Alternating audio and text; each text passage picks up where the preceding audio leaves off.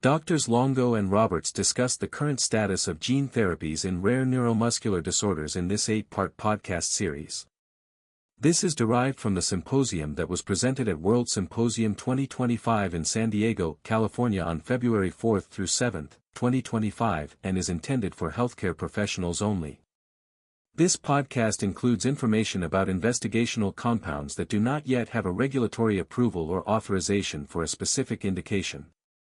The safety and efficacy of the agents under investigation have not been established, and contents of this podcast shall not be used in any manner to directly or indirectly promote or sell the product for unapproved uses. The views, thoughts, and opinions expressed in this presentation belong solely to the author and are subject to change without notice. The contents of this presentation do not constitute an endorsement of any product or indication by Astellas.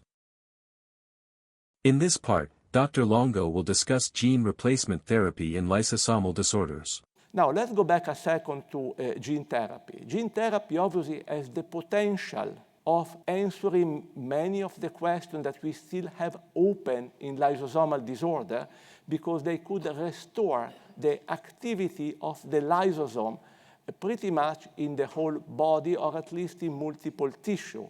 And as you have seen, gene therapy can be done ex vivo, where we take cells from the affected patient, we correct the gene, or we put an extra gene that it is functional, and then we put them back by doing a bone marrow transplant, basically creating space for the cells that have been genetically modified to correct the lysosomal defect. And then the biggest approach, this is done usually by lentiviruses that they integrate inside the genome.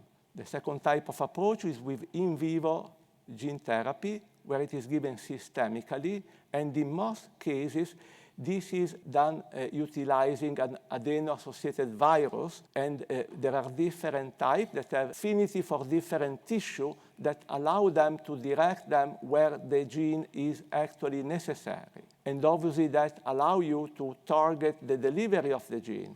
In addition, by using specific promoter, you try to restrict expression of the gene in the tissue that need them. And this is very important because, for example, if you express this gene in the dendritic cells that are involved in the immune reaction, you have an increased chance of having a bad reaction to the gene therapy. So you want the gene therapy to be restricted to the tissue and the organ that needs them. And finally, there are more and more examples of in vivo administration restricted to certain tissue. Obviously, delivery to the CNS is important because many gene therapy do not cross the blood-brain barrier, even though some of the newest ones seem to have access to it as well, even when given systemically. There are also examples of administration of gene therapy directly inside the eye or directly inside the cochlea to correct, in the last case, some type of hearing loss. And, and some of these approaches seem to be already relatively successful.